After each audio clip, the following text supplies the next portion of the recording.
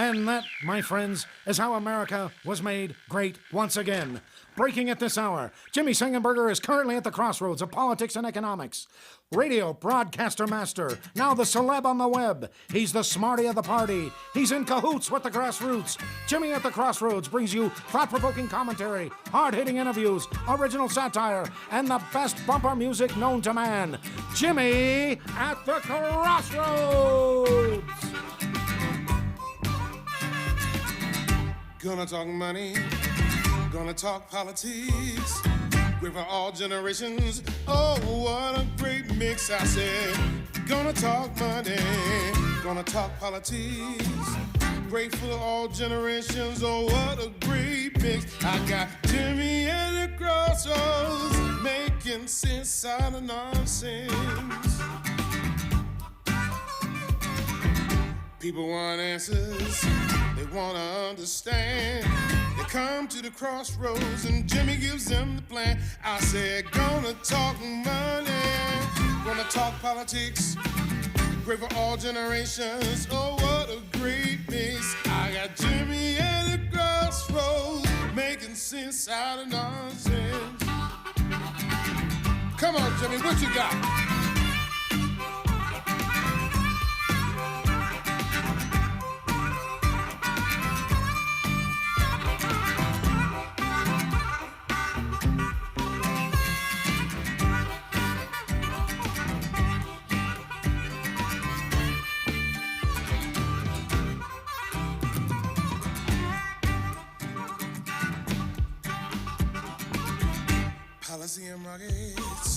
Hello, my friends, and welcome to another edition of Jimmy at the Crossroads. I'm Jimmy Sengenberger, your host for the program, bringing you engaging, intelligent talk, Sang style, in partnership with the Washington Examiner, as we do our very best to be, yes, indeed, making sense out of nonsense. It is Monday, the 27th of April, almost the end of April already.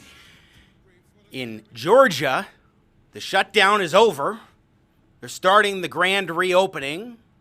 It seems like they're actually following Trump administration guidelines for phase one. Whether they're ready for phase one or not is what the debate is all about. Here in Colorado, where I'm broadcasting from, much of the state starting to reopen in its own process as well, while some parts of the state are not. Denver, for example, Arapahoe County, my home county, a number of different areas are not reopening yet. Those local communities have made, I think, the wrong decision not to move forward with a reopening. But all across the country, we're starting to see discussions more and more, rallies, debates about whether or not it is time now to start reopening. And in my view, it is, at least in most of the country. It seems to be the case, and especially because the data that we're seeing suggests that this is not as destructive. I mean, believe me, it's tens of thousands of people. We're nearly 60,000 dead. That is a travesty. That is a tragedy. But it is important to note that it's far off from what the models were originally projecting, far, far off. And increasingly now, there are indications that much more of the population actually may have had or have coronavirus than anybody thought. And that the survival rate is much higher and that the death rate is much lower. With those factors in mind, we then need to turn more towards the economy. And that's what we will do in a moment. But first, I want to tell you what we've got coming up on today's edition of Jimmy at the Crossroads. Ruben Navarrette, a syndicated columnist, will join us in just a little bit to dive in to the topic of, well, we're going to talk with him about a bunch of different topics, political dynamics in play, the media's hypocrisy over Joe Biden and the sex assault allegations against him, as opposed to how they treated Brett Kavanaugh, and of course the media coverage of the current crisis that we are seeing right now with regards to coronavirus and the different policies to shut it down and so forth. So that's all what we are going to be talking about with Ruben. Maybe we'll talk about some other topics, who knows. Gordon Chang will join us. He's the author of Nuclear Showdown, North Korea Takes on the World, and also Losing South Korea, a recent pamphlet. But we're going to talk specifically with him about North Korea as he returns onto the show. He knows a heck of a lot about that country. And is it the case that Kim Jong Un is dead? And is Kim Yo-jong going to be now at 31, 32 years old, the new dictator of North Korea? What are the implications if this is true? We will talk with Gordon Chang, noted expert on North Korea, coming up here in just a little bit. And also on Jimmy at the Crossroads, we will be joined by none other than brother Phil van Doorn, who is always great to talk to about stock market, what's going on as far as in the investing world. He's an investing columnist and analyst at MarketWatch. So with that all said, let's jump right into the discussion about opening the economy. Because we're now starting to see indications that the economy is faltering big time, and we need to get a handle over it. Let's go to cut 3. This is Bank of America CEO Brian Moynihan on CBS's Face the Nation yesterday when asked about projections of the economy moving forward. When we spoke 5 weeks ago, as we mentioned, it was a different environment. Since that time, your analysts at Bank of America have changed some of their own projections. Now the prediction is 16 to 20 million jobs could be cut in this country. The recession is going to be deeper and much more prolonged than initially expected. So those job cuts, if we're at around 16% unemployment right now, which is what the White House says we're likely at, do you believe we are now at the peak of this?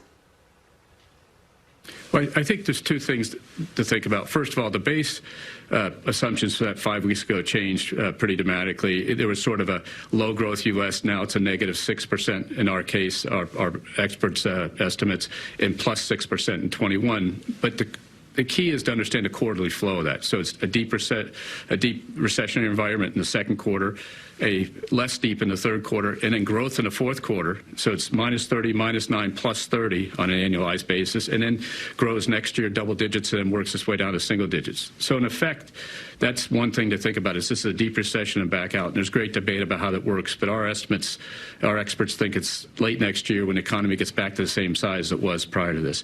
What we see in our consumer spending is kind of interesting, and it reflects this question of unemployment and cash flow in a household, because so far the spending by our consumers, if you took from January to this week, it's actually flat to last year. But obviously, that's a tale of two pieces of time. First, it was plus 10, and then it went down about 25%, and it's leveled off there. So the month of April is down about 25%, but it's leveled off, and it's starting now to grow in certain areas, especially as you see it kind of hit bottom. So one of your earlier guests is in the entertainment business. That's still very far down, but other businesses are starting to come on after the first round of provision buying, which was a flood of activity. You're now seeing that level out. That actually provides some hope that as the economy opens up in pieces and safely, you'll see that consumer spending continue to grow, which will help fuel the U.S. economy.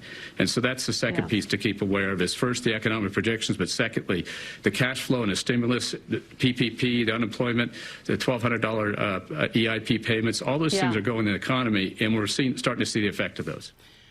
The effect is in people are able to keep stable, relatively so. But at the same time, here's the thing. When he was talking about economic projections, he was looking very negative, saying, the economy may not return to normal until the end of next year. But here's the reason for this. If we do see those projections turn into reality, it will inevitably be because this government-induced economic shutdown persists longer, A, than it needs to be, and B, most definitely longer than it should be.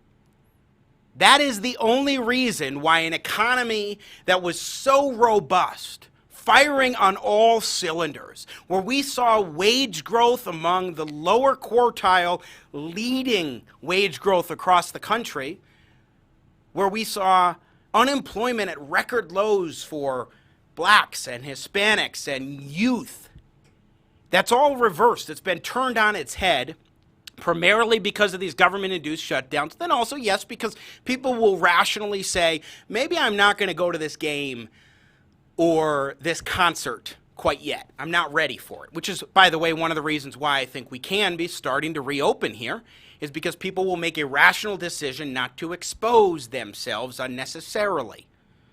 Not everybody will be smart and do that, but most people will. And in a free society, we ought to enable them to be free to choose and free to act. And free to speak, by the way, and not condemning protesters who are out there expressing their grievances, which is absolutely their natural right, but also their right protected and guaranteed under the United States Constitution. This economy will only suffer for months and months to come, maybe years, if the economy continues to be set aside by politicians and public health experts who are zeroing in only on the idea that we must contain this virus completely, eradicate this virus, and anything that is necessary to do that in their view must be done. I was talking with a public health official here in Colorado on my local radio show Saturday night. The executive director of the Tri-County Health Department, overseeing 3 different counties in Colorado, very large populations, 2 of which they're extending shutdowns for another 2 weeks. And when I was talking with the executive director, it was clear to me that he was zeroing in and solely focused on the idea that we must deal with this virus, and the only way to do it is by shutting things down. He recognized the economic strain, but thought that just didn't measure up in comparison, despite the fact that all the economic impacts will have lasting repercussions, not just on people's small businesses, but also on mental health. That's the reality that we're facing. Real quickly, let's also play cut 4. This is Steve Mnuchin, Treasury Secretary, who yesterday on, I think it was yesterday, maybe it was Saturday, on Fox News, yes, Fox News Sunday, so it was yesterday, and he was asked about the timeline for economic rebound. Well, Chris, I think as we begin to reopen the economy in May and June, you're going to see the economy really bounce back in July, August, September. And we are putting in an unprecedented amount of fiscal relief into the economy. You're seeing trillions of dollars that's making its way into the economy, and I think this is going to have a significant impact. But that quick bounce back that you talk about goes against the forecast of most experts. And take a look at these numbers, sir. The nonpartisan Congressional Budget Office now projects GDP will shrink by 5.6% total this year. Unemployment will end 2020, they project, close to 12%. And your former company, Goldman Sachs, says the global hit will be 4 times worse than the 2008 Great Recession. Question, are all those independent experts wrong? Well, Chris, we've never seen anything like this. This is not the financial crisis. This is a scenario where we've closed the economy and we're going to open the economy. So all these models are based upon health assumptions, how quickly we reopen. So we'll see. My own opinion is, again, we have unprecedented amount of liquidity in the system. We're very sympathetic to all the people that are out of work, but there is enhanced unemployment. There's the PPP. There's direct deposits. This is going to put a lot of liquidity. And as businesses begin to open, you're going to see demand side of the economy rebound. So Steve Mnuchin making a few points with which I agree, particularly the projections are based on assumptions about the timeline. Economic projections and models are just like any other model. They're based on the assumptions that are used in creating those models or making those projections. And I do think that if this economy continues to be strangled like this, we will see more and more trouble. However, he also does seem to have a little bit more faith in the government than I think he should, as far as the idea of the trillions in relief that are being provided. All right, we need to take a break. When we come back, we will be talking with syndicated columnist, good friend of the show, Ruben Navarrette, about a variety of different topics. So keep it right here. It's Jimmy at the Crossroads. I'm Jimmy Sengenberger, coming to you in partnership with the Washington Examiner. America's politics are crazy. The culture is in flux. That's why we work hard to help you keep up. More politics, more culture, and more access. We focus on the biggest stories of the day with some of the biggest names in politics and punditry. Go to our website, WashingtonExaminer.com. Subscribe to our YouTube channel. Be sure to follow us on Facebook, Twitter, and Instagram.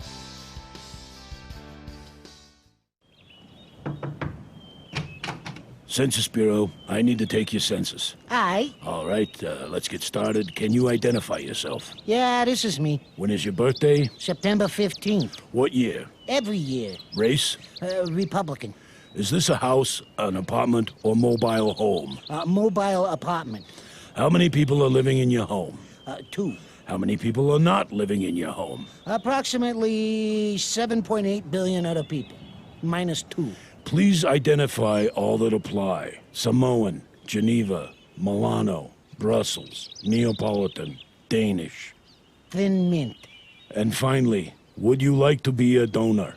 Oh, sure. Tonsils, toenails, and elbows.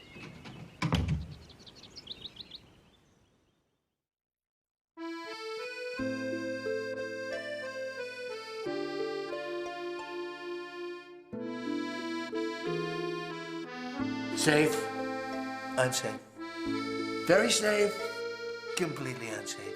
Extremely insanely safe. X Games unsafe. Who's there? What do you want? It's me, Arnold. Donald Trump, I need to ask you a favor.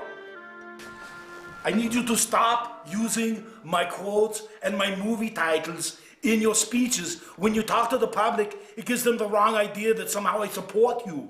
I can do whatever I want. I am, after all, Commander-in-Chief. Ah, that's what I mean right there. You can't just blatantly rip people off. That is a movie that I was in, not you, me. I can do as I wish, as I totally recall. See what I mean? That was a great movie I did with Jamie Lee Curtis and James Cameron, and neither one of those two support you, and now you're using that. You can't keep on doing this. That's it's exactly media true lie right there. That's what I mean. You can't say that. I don't know. Whatever became of us, Arnold? We used to be like brothers, like twins. That's the last straw. I can't take it anymore. There's something wrong with you. You must have something in your brain. It's not a tumor. Ah, that's it. That's it. That's from kindergarten cop. You can't steal that. You know what? You're fired. You can't fire me. I don't work for you anymore. I quit. I want you to get Pence on the line right away, Mike Pence. We're going to send him down to Mar-a-Lago, and we're going to put a stop to this Arnold business. Tell him to run. Go. Get to the chopper. I heard that. Knock it off now, or I'll be back. Unlike you in 2020, I'll be back. Get him out.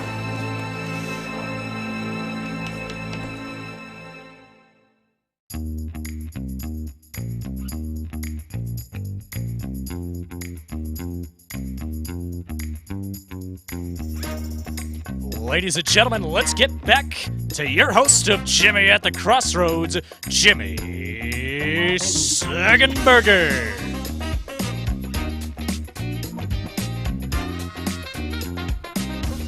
Grooving back on Jimmy at the Crossroads, coming to you in partnership with the Washington Examiner, bringing engaging, intelligent talk, saying style, and doing our level best to make sense out of nonsense. Good to be with you. Thanks so much for joining us. By the way, follow me and tweet at me if you want to participate in the show on Twitter, at Saying Center. That's saying with an E, not an A, center on Twitter. And you can log on to my website, jimmysengenberger.com, and go to the contact page to shoot me an email as well. Remember, there's no A, there's no I, there's no U in Sengenberger. It's all E's all the time. Once you know that, Sengenberger is easy. And please, by the way, subscribe to the Jimmy at the Crossroads channel on YouTube, youtube.com/Jimmy at the Crossroads if you have not done so already. All right, lots going on in the world of politics, coronavirus related and otherwise. Let's dive into some of these key topics of the day with good friend of the show, Ruben Navarrette, syndicated columnist, who rejoins us here on Jimmy at the Crossroads. Ruben, my friend, welcome back. Happy Monday. Good to be with you. Thanks, Jimmy. I appreciate you taking the time. Thanks for joining us. So, first of all, I know you heard a little bit of my monologue there. I am an advocate for not everywhere necessarily, but generally speaking, beginning the process of reopening. I'm also not as critical of the Georgia governor as you seem to be. What do you make of it all with this reopening debate? Yeah, so I'm on the side of the 60% of Americans who think we ought to keep the economy shut down a little longer, who are much more cautious. Certainly even a big chunk of Georgians who, while they the opening of the economy, have also expressed reservation about being the first person through the door and back into restaurants. I don't know anybody who wants to go back to a movie theater right now, even if they were open.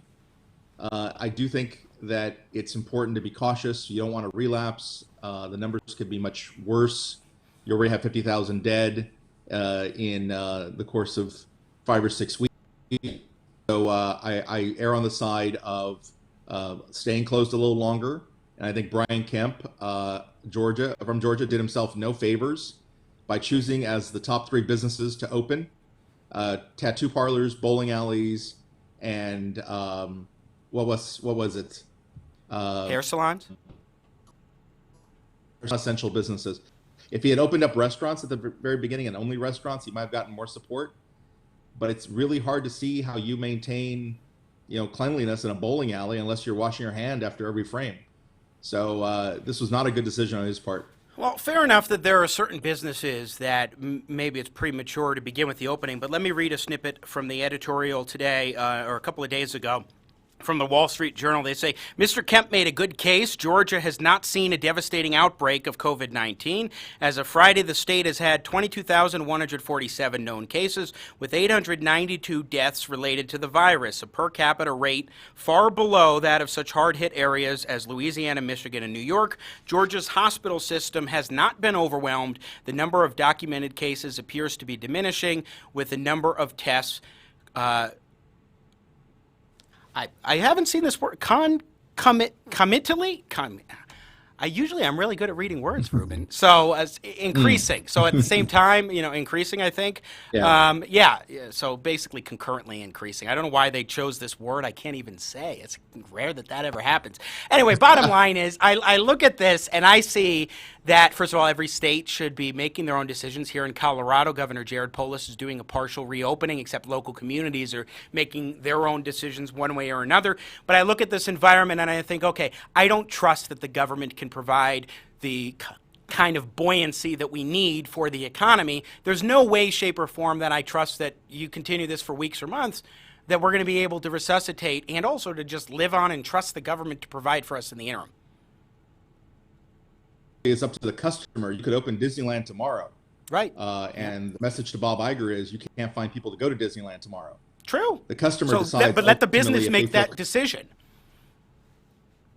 That'd be a calculated risk on the part of Disneyland because they would have to pay all those workers and then gamble for a week or two or a month. And if there's no people coming, they're going to shut down voluntarily anyway. So, but they don't have to back open. to Brian Kemp. They don't have to open. But what I'm saying is customer is king. Ultimately, people can. But the governor of California, Gavin Newsom, who's a Democrat, has said that we may have to get used to the idea of going to dinner with our wives and husbands and having a waiter come up to the table wearing a mask and gloves saying, "Can I take your order?" And he wants us to think that will be normal. The problem is the governor doesn't decide for the people of California when we feel comfortable putting ourselves in that situation. So the customer, again, is king. We decide ultimately when these things open. Beauty salons, tattoo parlors tomorrow. But if some of those tattoo parlors won't even open because they choose not to open or customers choose not to go there, then you learn the limits of state authority pretty quickly. Sure. Wall Street Journal editorial is flawed. Here's the way the Wall Street Journal editorial is flawed. We don't live in a system whereby the people of Georgia are in a protective bubble from the rest of us. I got an idea. There's a restaurant in Atlanta, and we're opening it's food delivered. The truck that delivers the food comes from Mississippi. The driver gets in the truck in Mississippi and drives to Atlanta. As long as you have airplanes leaving today, and you do, from San Diego, California to New York City, back and forth, it doesn't make any difference. It's irrelevant how many cases we have in San Diego because people can come from New York. Until we shut down our borders along state lines and keep people from migrating from state to state, it's pointless to argue about whether Georgia has this many infections or that many infections. And plus, Brian Kemp is, let's not forget, the same governor who only 2 weeks ago came to the realization that you can actually get this virus and showing no symptoms. And the whole so Brian Kemp doesn't own a television. He doesn't watch Jimmy at the Crossroads. Unfortunately, he doesn't read columns. You know, you put a brain in that governor, you got a real special guy there. So I don't know much too much about Governor Brian Kemp, but what I can say is I totally agree with you about the business point. And I'm not saying that by the government reopening economies across the country that it's going to suddenly bring everything back to normal. I have said quite the opposite here. I've said that businesses will have to make a calculated decision on their own accord and leave it up to those businesses if they are going to be cautious and not necessarily want to take on the liability and suddenly start opening and what have you. Why not give them the opportunity to make that decision, especially as we are noticing data that suggests a hell of a lot more people have been infected than what the tests are showing, and that the mortality rate is likely very low compared to what was projected, and also what you would see just from the data of those that have been tested. I think the antibody tests are certainly going to be critical in making those sorts of determinations, but I do what's called, what my dad calls the Ben Franklin analysis, which is the costs and benefits. And I don't see that the benefits outweigh the costs to continuing this shutdown, at least in a lot of the country, like Colorado, for example. Yeah. If you keep people from Nevada, other states, and Utah, if you can stop other people from visiting Colorado or good businesses and travel, then you may have a case there. But ultimately, we have that free flow of people going back and forth. Even with that, if you go back, Jimmy, if you go back to the beginnings of the country, you see that the big divide in this country has not been labor versus business. It's certainly not black and white. It's not even male and female. The big debate in this country, the big divide in this country is between the individual and the collective. And we founded the country based on individualism, on individual rights. Okay. And there's a lot of great stuff that can be said and done about that. It's a great tradition. But we are also part of a collective, okay, as a community. And because of that, it doesn't make sense for some town and virus free, so we're opening up, because you are part of a collective and people have to be in your proximity. For instance, in Carlsbad, California, where I live, or along the coast of California, and they've been wanting to go surfing for 6 months, but they have to realize that even though their right as an individual is to go surfing, as a collective, it requires police officers to police the beaches. So as long as you're driving to the beach on public roadways and you're being policed by public police people, by police officers, that doesn't mean you get to all of a sudden hang on to the idea of being an individual. No person's an island. We are all part of a collective, like it or not. Well, I don't disagree with the idea that individuals make up society or a country or a community. I mean, that's for sure. But at the same time, that doesn't mean that you can just say, well, the needs of this, what was it? Spock said the needs of the many the needs of the many outweigh the needs of the few or the one. So what I look at is that you have a situation here where, have you been following Dr. Erickson in your state of California? Accelerated urgent care, and what he was saying in a really fascinating press conference. He said that his company, he does accelerated urgent care in Kern County, and 5,213 tested, 314 COVID cases, 6.5%. A widespread viral infection similar to the flu, he was saying, ubiquitous throughout California is his guess. 33,865 COVID cases as of Tuesday. Out of 280,920 total tested, 12% tested positive. He's been extrapolating these out and thinks that in California, your state, 0.03% chance of dying from COVID in the state of California, and that 4.7 million people probably have coronavirus in California. And that therefore, the argument that these shutdowns are justified by the virus defies the data. Yeah, so here's the thing. And here's what the doctor has to understand. A lot of politicians understood medicine, and if a lot of doctors understood politics. Or economics. Or economics. And the problem here is, if you pay attention to the news, and I unfortunately have to tell you, I consume an unhealthy degree of news as a job requirement. Same. You'll see that there are now 20 different symptoms that have been given over the last 10 weeks about coronavirus, 20 different symptoms. Either I have a cough or I don't have a cough. I'm confused. We don't know anything. We don't know how it's transferred. As I wrote in a recent column, this virus is a lot smarter than we are collectively. And since we don't know how it's transferred, and we don't know what symptoms are shown or what symptoms you display, and since we don't know yet who's infected and who isn't infected, and given a little bit of respect, please, this virus deserves some respect. It killed in 10 weeks. It took the Viet Cong and the Vietnamese, 10 to 15 years to kill 57,000 people in Vietnam, U.S. personnel, U.S. military personnel. This is not like the flu. I heard the quote, this is like the flu. Sure. No, absolutely. In terms of fatality. Because the flu doesn't kill 50,000 people in 10 weeks.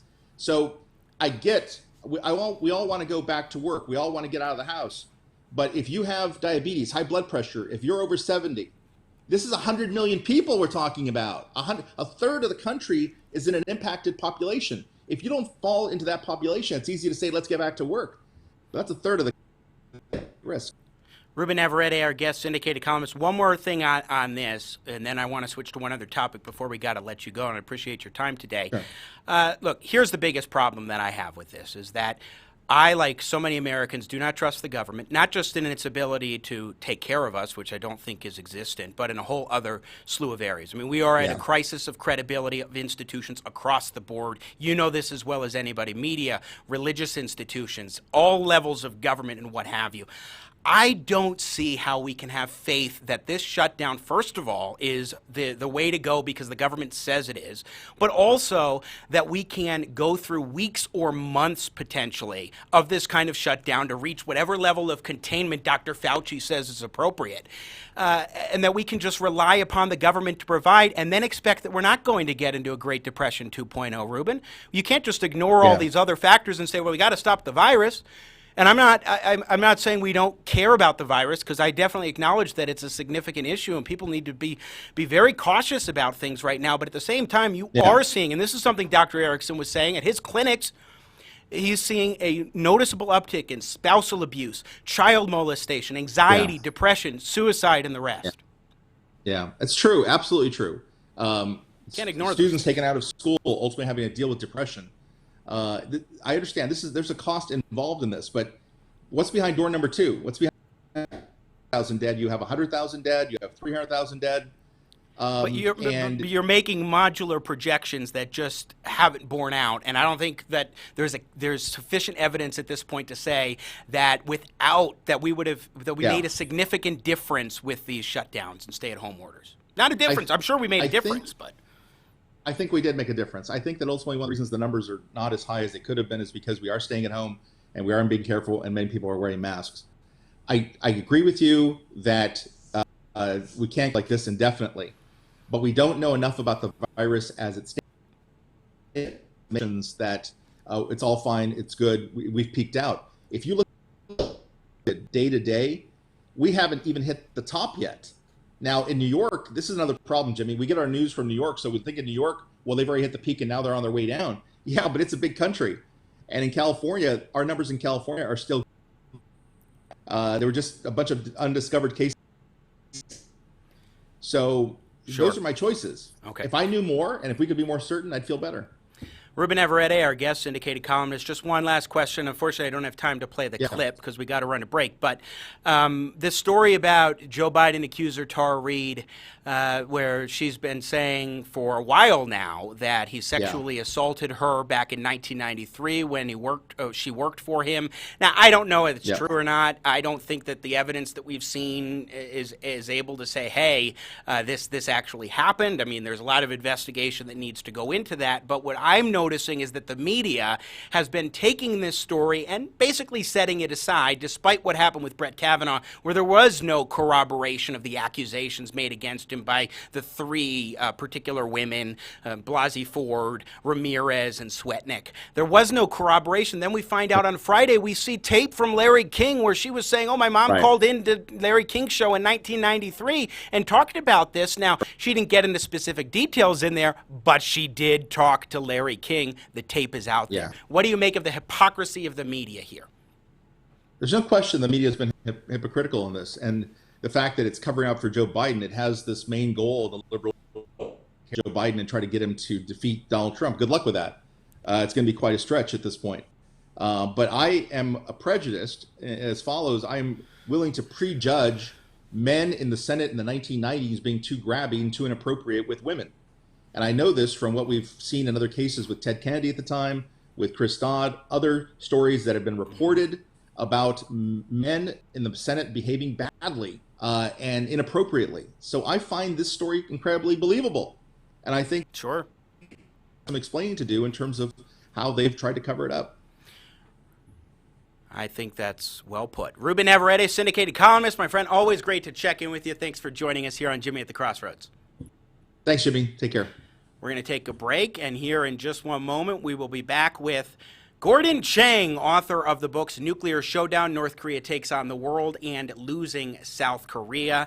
And we will dive into the mystery surrounding Kim Jong Un. Are we ready to run to our break, Nathan? Oh, it looks like we have an issue of a frozen computer for just a second here, so stand by. Politics are crazy. The culture is in flux. That's why we work hard to help you keep up. More politics, more culture, and more access. We focus on the biggest stories of the day with some of the biggest names in politics and punditry. Go to our website, WashingtonExaminer.com. Subscribe to our YouTube channel. Be sure to follow us on Facebook, Twitter, and Instagram.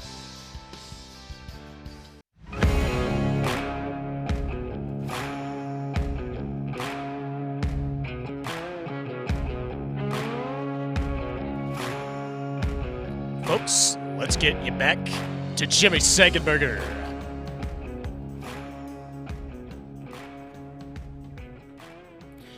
Welcome back indeed to Jimmy at the Crossroads, here in partnership with the Washington Examiner. Thanks so much for joining us and being a part of the program. Our thanks to Ruben Navarrette for joining us in the last segment. Always enjoy a spirited discussion with the syndicated columnist. And coming up in the next segment, we will be joined by Phil van Doorn, investing columnist and analyst at MarketWatch. Always enjoy as well a good conversation about stocks, investing topics, especially when we've got all these different headlines. How do you sort through them? You know I want to ask him how he hits the headlines, how he handles the headlines. Once again, that's what we're going to do. Giving you a hint on one of the questions that we will ask Phil van Doorn. But over the weekend, we got interesting news, or is it really news? We're trying to figure out whether or not Kim Jong Un, the dictator in North Korea, is still alive, or if he has indeed died. Hashtag Kim Jong Un was trending on Twitter throughout the weekend, as well as Kim Jong, that is his sister, who may be the new leader of North Korea. How are we to make a determination about this? Is this the case? Where do we go from here? What might happen? What are the implications? So many questions to dive into with our guest, Gordon G. Chang, who is the author of the books Nuclear Showdown, North Korea Takes on the World, and Losing South Korea. Rejoining us here on Jimmy at the Crossroads. Gordon, sir, welcome back to the program. It's so great to have you. Thank you so much, Jimmy. So let me ask you to just start, please, by giving us a little bit of a heads up as to what's going on as far as what we know, what we actually know versus some of the speculation, and then we'll delve into that realm of things, too. Yeah, the speculation is that he's dead, in a coma, has coronavirus, or is just messing with us. What we do know is that he was a no-show on April 15th, the Day of the Sun, which is the most important day in the North Korean calendar, because it marks the birth of Kim Il-sung, the regime founder, his granddad. He was and by the way, Kim has never missed an April 15th celebration. Also, we know he was a no-show on Saturday, and that was an event to mark the founding of the Korean People's Army. So these are two important events that he has not appeared at. He has not been in the public eye since April 11th. There's a number of different theories, some of which have circumstantial evidence to support them.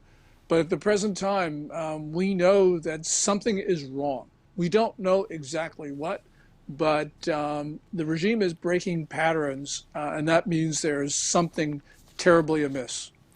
Now, we have seen reports that he may have had heart surgery and possibly died in the botched heart surgery. The challenge here for people to really know what's actually going on is that North Korea is arguably the single most secretive country on the planet, and they do everything that they can to hide any sort of negative news. So how can we know, or what time frame might it take before we know or able to definitively say this is what happened to him? Yeah, we'll only know, I suppose, when North Korea actually announces it. And what they announce will have to take with, obviously, a lot of skepticism. Because at this particular time, we don't have independent sources of information.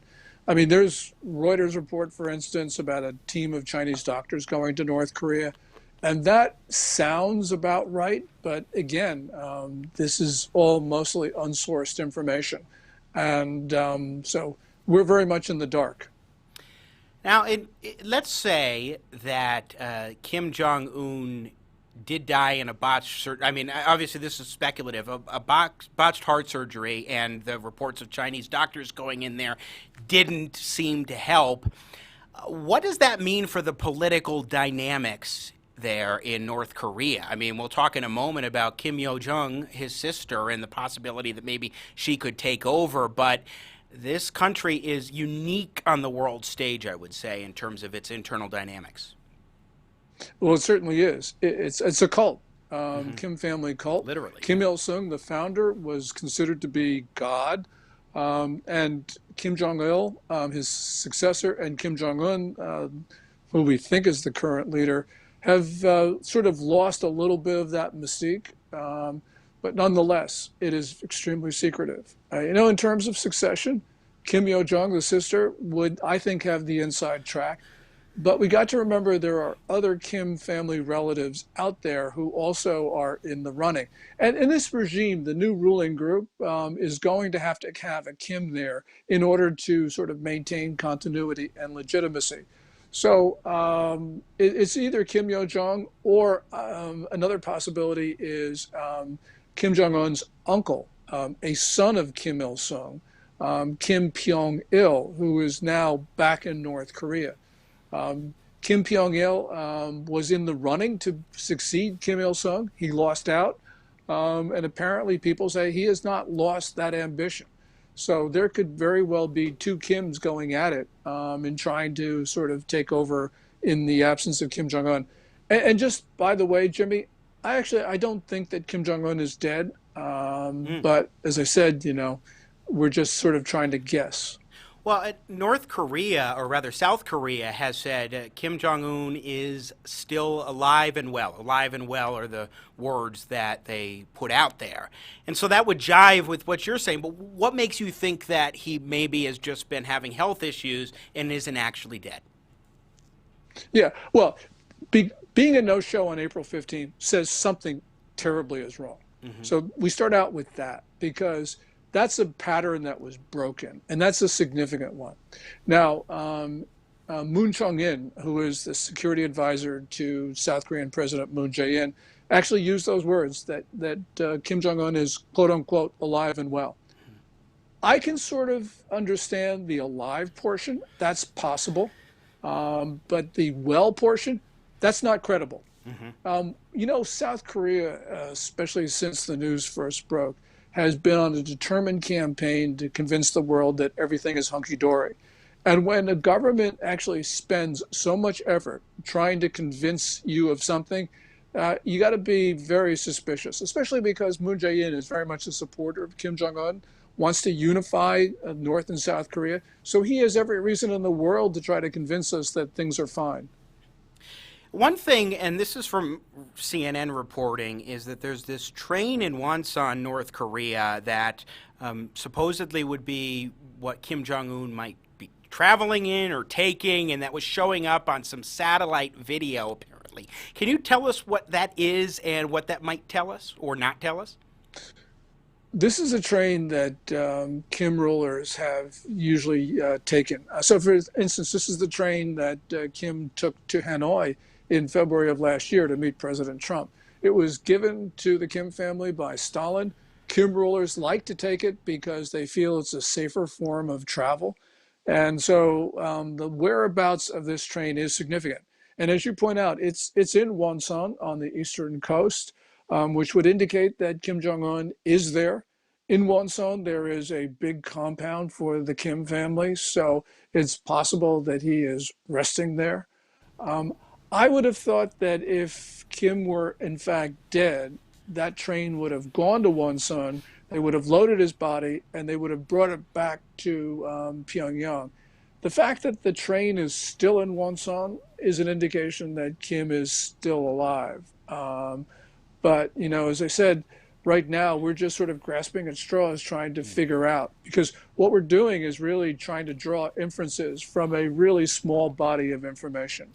Again, we're talking with Gordon Chang, who is author of the books Nuclear Showdown, North Korea Takes on the World, as well as Losing South Korea. And Gordon, over the weekend, the other thing that I was noticing on Twitter, this was so interesting, was the amount of, I don't know if it was like idolatry or something towards Kim Yo-jong, of course, Kim Jong Un's sister. I think it was, you know, because people are looking at her and saying, oh, could be a strong woman that might take control and she's attractive and this and that. Buying into deceptive traits and thinking, oh, she looks sweet and innocent, so she must be very nice. And if she takes charge in North Korea at the age of, 31, 32, thereabouts, that maybe she would bring about nice, peaceful relationship, not just with South Korea, but also with her own people. If she were to become ruler in North Korea, what do you think? I don't buy that line of thinking at all. Because, first of all, it almost doesn't matter. We heard basically the same thing when Kim Jong Un took over, by the way. The thing that's important is that there's a regime. It has its own logic. It has its own rules. You could take the Pope and you can make him the supreme leader of North Korea, and he would act like Kim Jong Un. So you don't follow that logic, you end up dead. So I don't buy this whole notion that there could be some fundamental change. Anything, of course, is possible, but it's not likely. The other thing that is of concern is that Kim Yo-jong, many people think, and I think there's a reasonable basis to believe this, many people believe that she's got the dictator gene just like her brother. So she's probably going to be as ruthless and as murderous as her brother was. Gordon Chang, when we look at the internal political dynamics in North Korea, I mean, obviously, as you're saying, pointing out, the Kim family dynasty is what has ruled for decades now in North Korea with literally an iron fist. They will kill any political opponents, anybody who even hints at potential opposition. And so the question then becomes, going to your point about Kim Yo-jong, is the internal dynamics of losing any leader. I mean, it does seem like really that all the pressures from people who are in the inner circle of power wouldn't want anything necessarily to change on a fundamental level, because otherwise the unknown would take hold, and they have no idea what a society would be like in North Korea if they were to open up to democracy. So I think it would make sense that whether it's Kim Yo-jong or the uncle or whomever else, that you would continue to see this iron fist rule. Yes, it's the system. And remember, senior regime members outside the Kim family, look at them for a moment. If there were to be a fundamental change, it's going to be worse for them in all probability than better. I mean, they've got a great life right now, and so they don't want change. If there were going to be change, they could see that, they'll be hauled before some international tribunal. They'll end up their days in Guantanamo, maybe even Supermax. You know, it's just, that's not a life that they really want to lead. So there is going to be, I think, just a resistance to change. Oh, and by the way, of course, I should mention that the North Korean people probably would tear them limb to limb. So you put that all together, there's a lot of forces for maintaining the status quo. Gordon Chang, let's talk about the potential implications here on the nuclear aspect of all of this. I mean, obviously, the United States has been deeply concerned for years now about the nuclear power development and the nuclear weapons development programs that North Korea has been working on. President Trump had his 2 summits with Kim Jong Un, has been building up a relationship with him on some level at least. How do you think, let's say that he is dead or is about like really sick and still holding on to dear life, and at some point he does die, could that have any impact on the nuclear ambitions and the relationship with President Trump, especially if Trump is reelected? Play that out for us a little bit. Yeah, President Trump's diplomacy is pretty much out the window because it is, as the president's words clearly indicate, it's based on his personal relationship with Kim Jong Un. And in a stressful situation for a regime on a transition, and remember, this is a crisis of the first order for a one-man regime that goes through succession, which is unplanned. Regime elements, the last thing they're going to do is do anything risky. And by definition, coming to terms, even meeting with the United States is risky.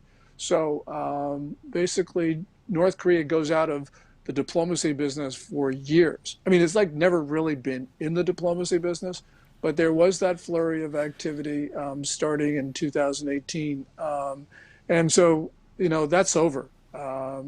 Nobody in the regime is going to take a risk in even meeting with President Trump, much less coming to an agreement. Again, Gordon Chang, our guest. Just a few minutes left with you, Gordon. Appreciate your time as always. When we look at South Korea, I mean, you wrote a little booklet called Losing South Korea, which is certainly delves into some of these internal political dynamics in South Korea and the ideal of reunification that its leaders have right now and have for years, but particularly Moon Jae-in, the current president of South Korea. Two-part question. One, what do you make of the political dynamics right now in South Korea? What can you tell us, particularly vis-a-vis North Korea? But then also, going back to the statement by a senior official of he's alive and well, Kim Jong Un is alive and well. What do you think underscores that particular statement, why they would say not just he's alive, but and well? Well, Moon Jae-in, the South Korean president, is very pro-North Korean. Very much wants to support Kim Jong Un, really dislikes the United States. So it's not a surprise that he is saying everything is fine in North Korea. And by the way, that's what the Chinese are saying as well. The Chinese and the South Koreans are saying exactly the same thing. And so that's a real indication. Moon Jae-in is suffering right now. His policy was to unify the two Koreas. He was actually on the verge, I think, of getting very close to doing so. On April 15th, they had the National Assembly elections. His party and his party's allies got more than a 2/3 majority in the National Assembly, which means that they could have proposed a constitutional amendment which would have a referendum.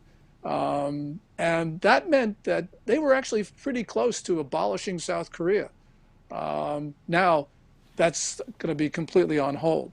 The one thing, though, that we do have to be concerned about is that right after that big victory for Moon in the National Assembly elections, they started talking about nationalizing land in South Korea and all sorts of other changes which would further push South Korea back into an authoritarian state. I mean, it now sort of has a democracy. They certainly had a democracy before Moon took over in May 2017. They sort of have a democracy now, but they won't have a democracy going forward because I think Moon is going to have, you know, he's going to be able to continue that. But at least he won't be able to abolish South Korea, which would really be Gordon, what do you mean by that? For us. What do you mean by abolish South Korea? Basically say, hey, Kim, here are the keys to the South Korean cars. Take Hyundai, take Samsung, take our people, and we'll suddenly be under your rule. Is that what you mean? What I mean is a formal unification of North Korea and South Korea into one single state. Right now, you have two states, the Republic of Korea, which is what we call South Korea, and the Democratic People's Republic of Korea, North Korea. Both of them believe that they are the sole legitimate ruler of the Korean nation. Now, Moon Jae-in wants to basically abolish South Korea, so you'd have a single Korean state.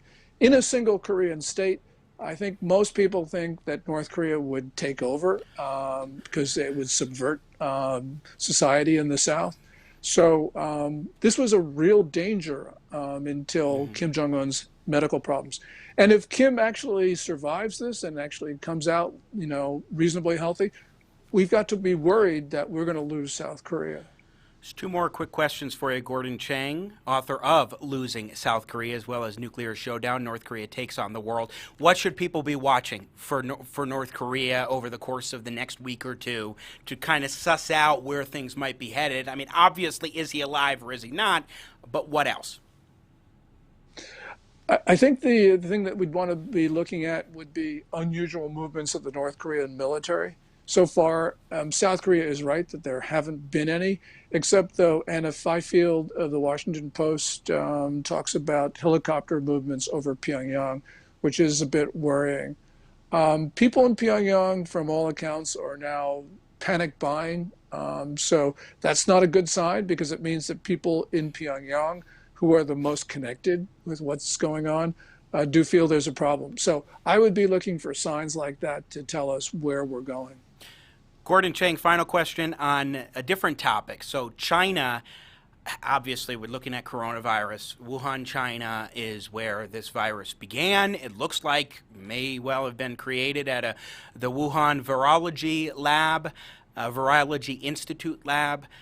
And, of course, the United States government has been calling out China, also calling out the World Health Organization, saying, hey, you guys provided cover for China. You and I have talked about this here on Jimmy at the Crossroads before.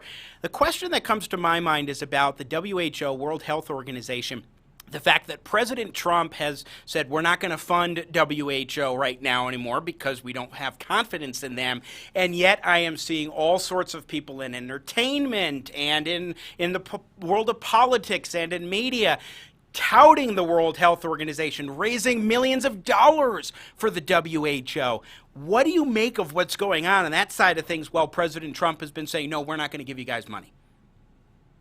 I think a lot of people don't understand what the WHO did.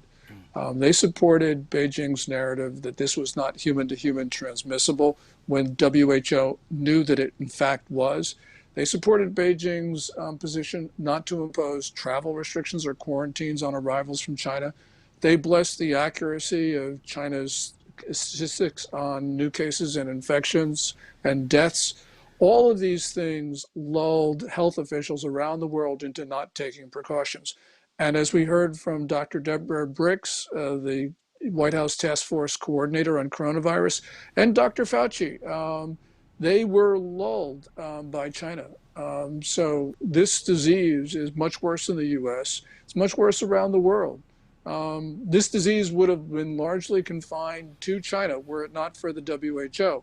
And people who raise money for this malign organization, I think, should, let me say something that won't get me into trouble. They just need to reconsider what they're doing, because this organization, although it has health in its name, has been one of the greater forces for the spread of disease around the world. When the World Health Organization doesn't warn the world about the most significant health issue we've seen globally in a long time, you know there's something wrong. Gordon Chang, again, author of the books Nuclear Showdown, North Korea Takes on the World, and Losing South Korea, as well as the coming collapse of China. Always great to check in with you, my friend. Thanks for joining us on the show to share your insights. Thank you so much, Jimmy. I really appreciate the opportunity. Always appreciate. Again, Gordon Chang joining us here on Jimmy at the Crossroads, and he really is someone who knows what he is talking about on these topics, especially when it comes to North Korea. I always appreciate thoughtful insights that we get from Gordon G. Chang. All right, we're frozen up again, but we will take a break. Nathan's going to go ahead and get things geared up here in the task, and we will be back on Jimmy at the Crossroads with Phil Van Doorn of MarketWatch.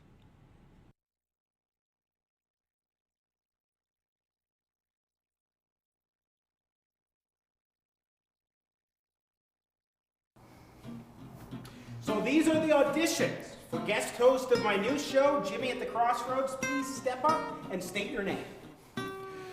Hi, I'm Dr. Phil. You know, every pancake has two sides, and we're going to get to the other side of that pancake when we come back from the break. Mr. Shatner. Bernie Sanders will probably be the Democratic nominee. You're going to have to talk faster. I was going at full speed. Kelsey Grammer. Very well. I'll send you all to heaven before condemning you to hell. My little snowy flake, poor little snowy flake, triggered in every way. President Bill Clinton, whenever you're ready. Hey, how y'all doing? So, how about we play a little game of the old switcheroo? Thank you. Hey, if I get the gig, do I get an intern? Thank you. Just asking. Tom Hanks, go ahead, please. I am Tom Hanks at your service. Can you try an announcer voice, sir? Oh, an announcer voice. Oh, come on. I got a lot of movies to do. Okay, I'll do an announcer voice. I am an announcer. I'm the announcer. Ha! How was that? The announcer guy. Ha! I think we're going to have to do another audition call, guys. America's politics are crazy. The culture is in flux. That's why we work hard to help you keep up. More politics, more culture, and more access. We focus on the biggest stories of the day with some of the biggest names in politics and punditry. Go to our website, WashingtonExaminer.com. Subscribe to our YouTube channel. Be sure to follow us on Facebook, Twitter, and Instagram.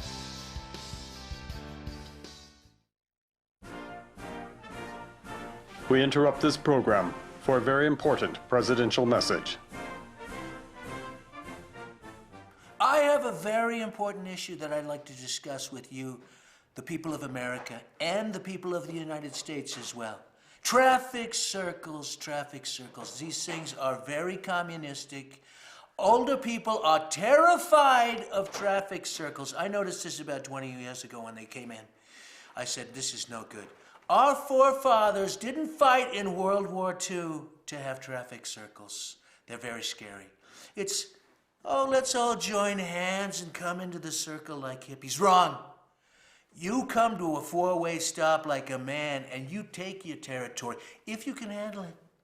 If you can't, you get spit to the side and you're out. You lose. You're a loser. And that's what I wanted to make very clear at this time. Thank you very much for your attention. That's all. Going.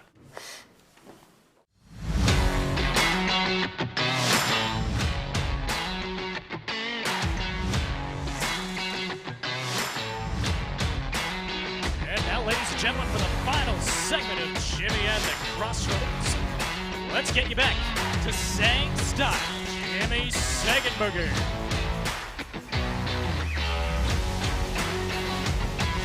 Rocking and rolling back, Jimmy Sengenberger here with you. Jimmy at the Crossroads. Thanks so much for joining us. Coming to you in partnership with the Washington Examiner.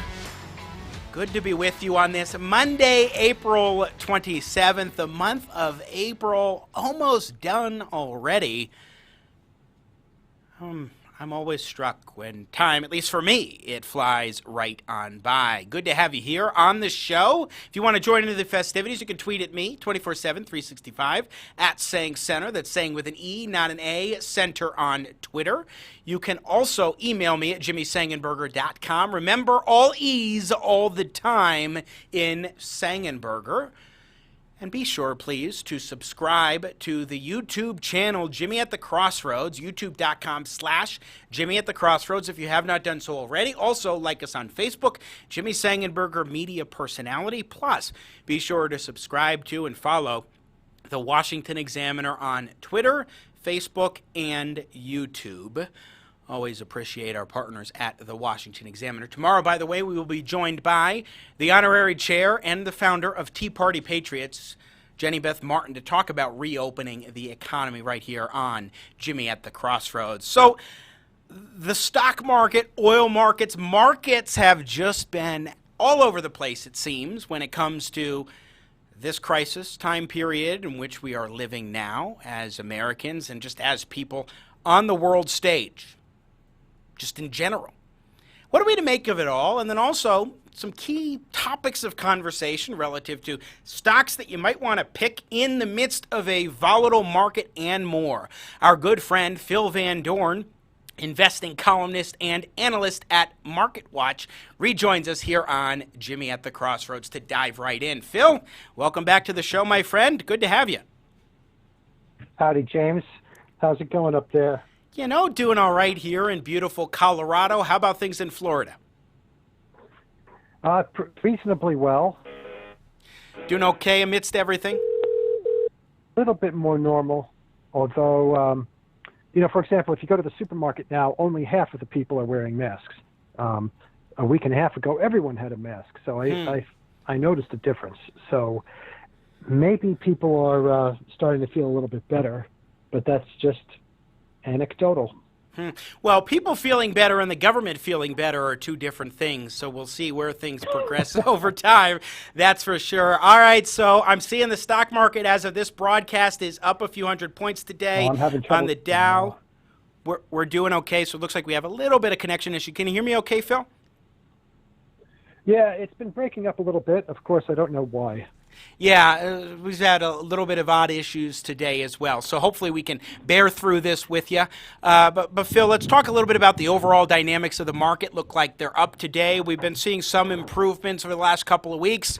Where do you see things being at, big picture, for a moment before we dive into some micro topics? Big picture, bottoming process. I've been speaking to a lot of money managers, and most of them think we will revisit the lows that we saw around March 23rd, because so many of the worst economic figures have not come yet. Now, I could be wrong, and in a long life, I've been wrong many times and pleasantly surprised. The bill waiting for a table. Heavy economic fallout, plus all the distortion that we've had from all the help coming from the government, the Federal Reserve. So I'm a little bit worried, especially in the short term, about another market dip. And if you look at what's been going on with oil, it's also a good time for investors to get a little bit more educated about how things work. And that is why most of them should stay away from commodity ETFs. I think it's very important to underline that. On here is we're getting some strange interference. We're going to call Phil van Doorn back here on Jimmy at the Crossroads, and we'll bring him back on the show in just a matter of moments here in partnership with the Washington Examiner, and we'll talk a little bit about what's happening with commodity ETFs, get his thoughts on that. Sometimes technology is very strange.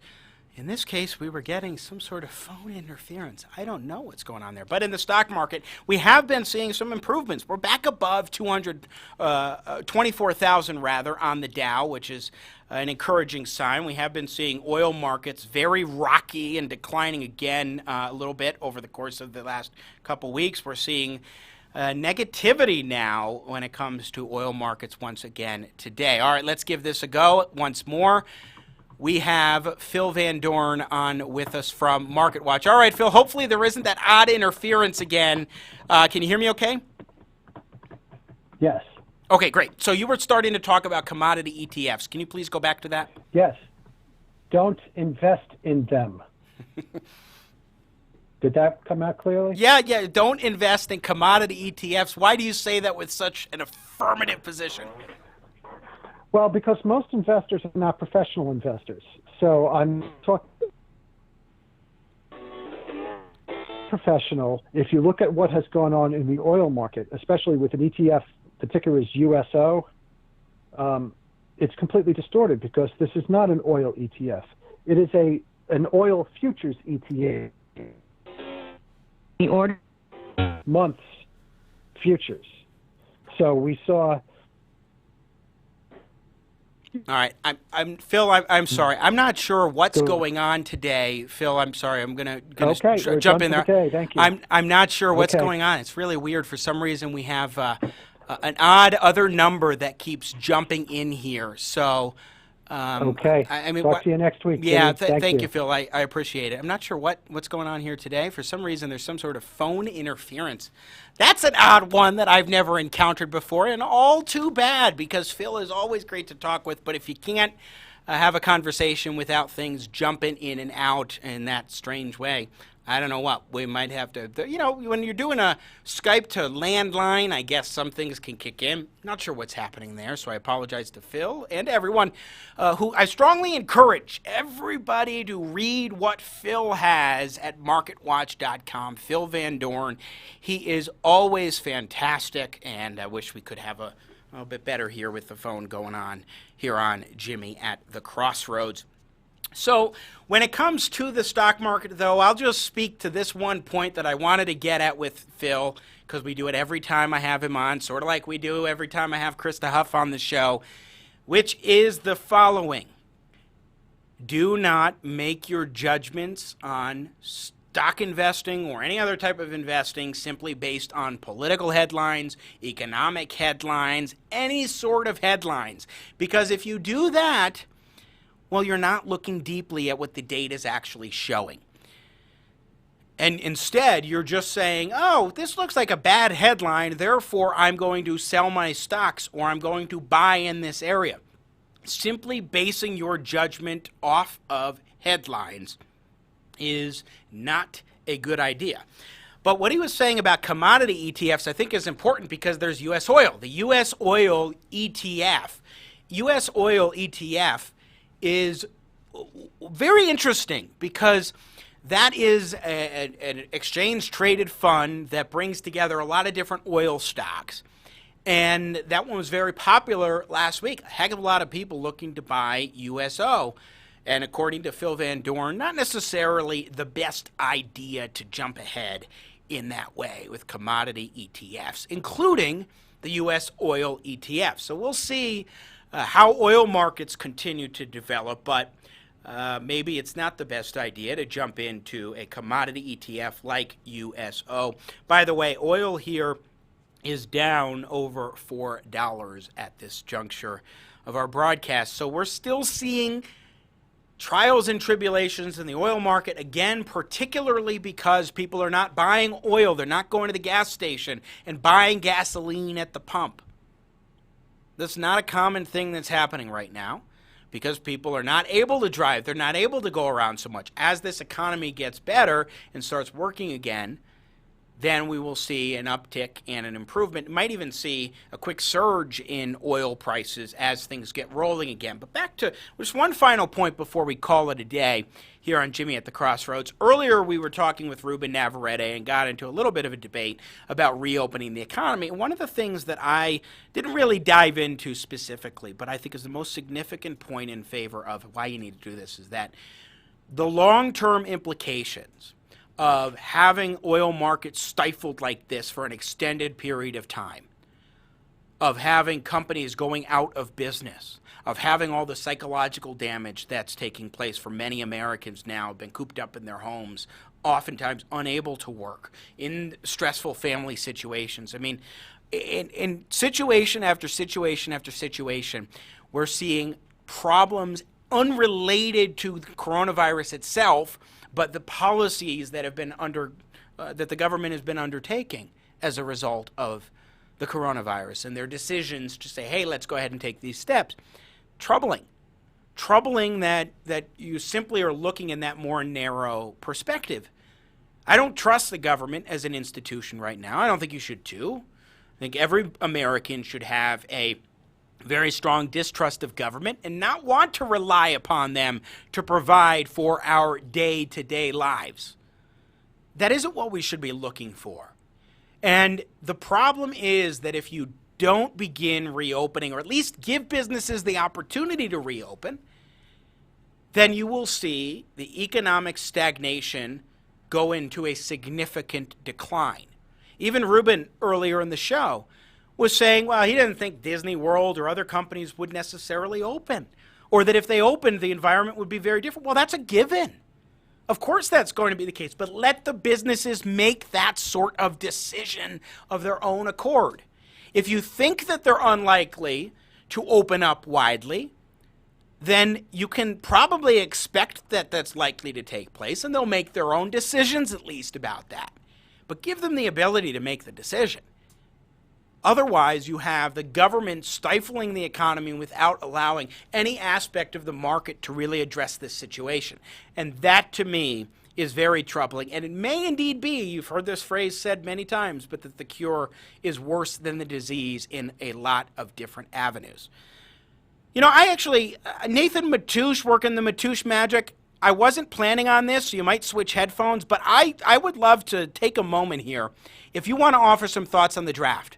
I think you want to switch your headphones here. But Nathan Matoush is our producer extraordinaire. We've been having these technical issues today. He's been powering through it, as always is the case. He's our go-to guy when it comes to sports here on Jimmy at the Crossroads, because that is what he knows as a specialty. And he didn't know we were going to do this, but since Phil had to drop off due to those technical issues, I figure let's go ahead and bring on good old Nathan Matoush, working the Matoush magic day in and day out here on Jimmy at the Crossroads. Nathan, how you doing, sir? Jimmy, I'm doing good. This is an unexpected set of events, but hey, why not talk some NFL? I dig the patriotic T-shirt today. I appreciate it. Some USA. synergy with my flag pin that you can hardly see, but it's here, and the flag right there on my table here. But Nathan, just for a couple minutes, real briefly, why don't you give us your thoughts on what we saw in the draft, what we've seen in the NFL draft? Well, Jimmy, it was the first NFL draft in history live from Commissioner Roger Goodell's basement. It was a virtual audience. Very interesting draft, and probably one of the more entertaining drafts, even though it was all visual.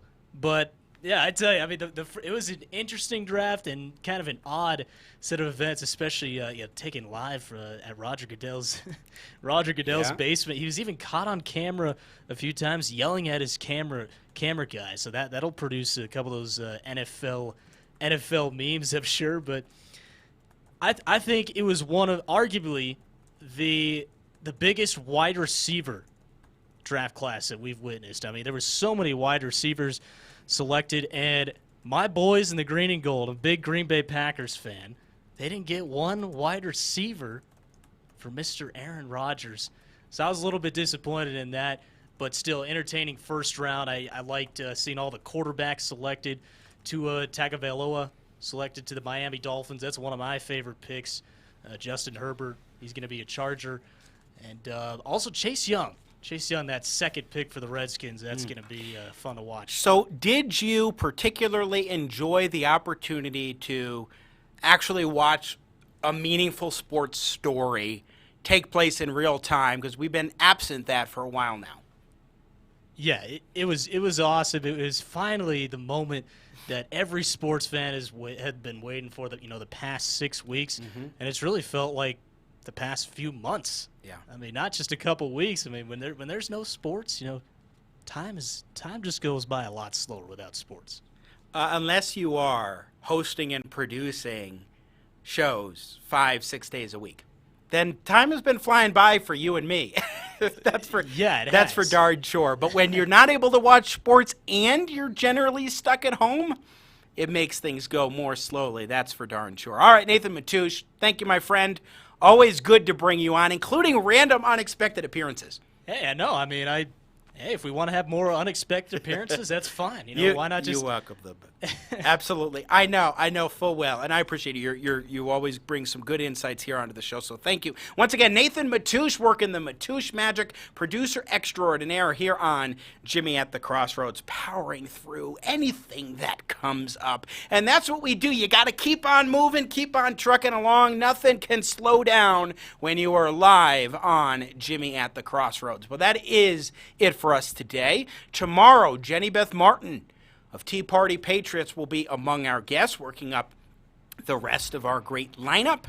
And we're going to talk about a variety of different discussion points over the course of the next few days, so do not miss a beat here on Jimmy at the Crossroads, coming to you in partnership with the Washington Examiner. My thanks again to Nathan Matoush, producer extraordinaire, the Washington Examiner, Ruben Navarrette, Gordon Chang, and Phil van Doorn, our guests here today. And as always, stay well, stay healthy, and may God bless America.